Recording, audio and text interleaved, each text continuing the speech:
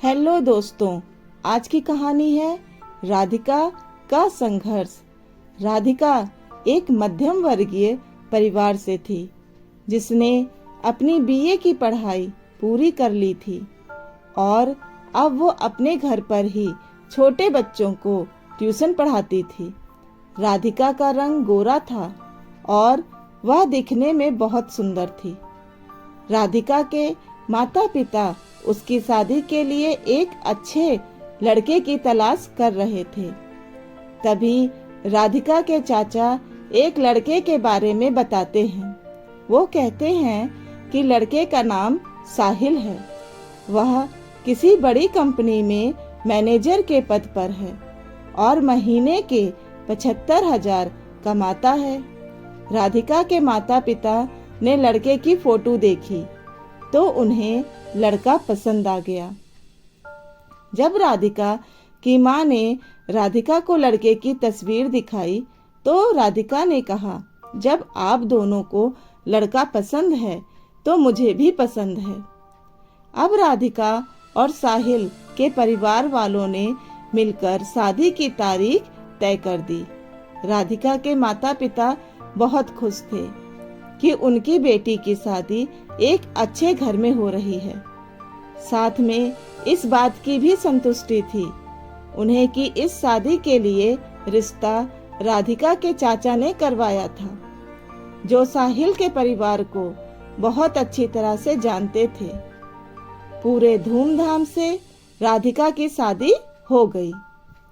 अब राधिका अपने बचपन के घर को छोड़कर एक नए घर चली गई।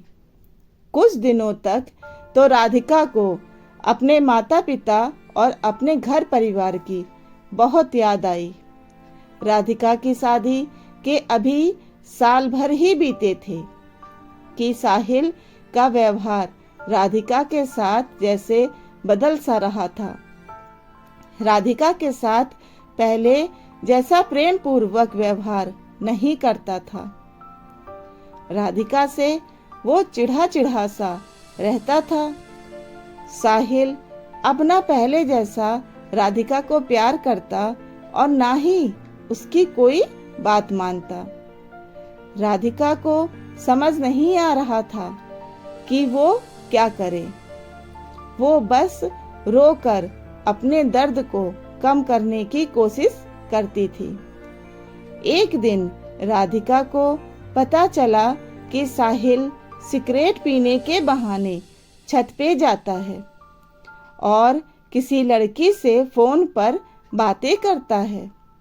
जब राधिका ने साहिल से पूछा कि आप रोजाना छत पे जाकर किससे बातें करते हैं, तो इस पर साहिल ने जवाब दिया कि वो मेरे ऑफिस का फ्रेंड है, बस उसी से बातें करता हूँ और तुम अपने काम से मतलब रखो, ज्यादा जासूस बनने की जरूरत नहीं है।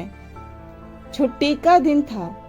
साहिल के कुछ दोस्त घर पर आए थे। सभी ने घर पर पार्टी किया।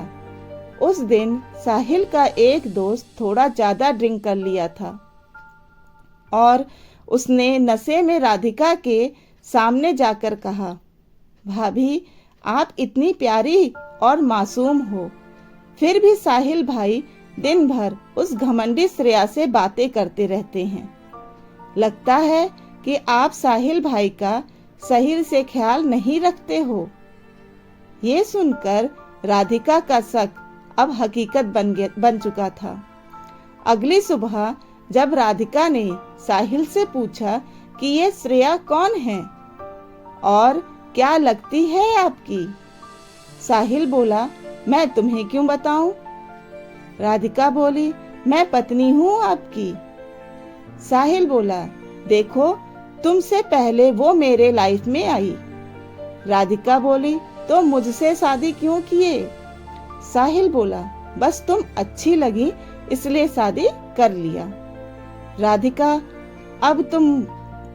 बोली, अब तुम देखना मैं उस कमीनी लड़की को कैसे सबक सिखाती हूँ। श्रेया को जब राधिका ने कमीनी कहा तो साहिल ने गुस्से में राधिका को बहुत मारा और उसे कमरे में बंद कर दिया। राधिका की सास को सब पता था, फिर भी वह अपने बेटे के सामने एक शब्द भी नहीं बोलती थी। शाम को जब साहिल आया तब उसने कमरे का दरवाजा खोला। उस दिन राधिका की तबीयत खराब हो गई, फिर भी उसी हालत में उसने खाना बनाया।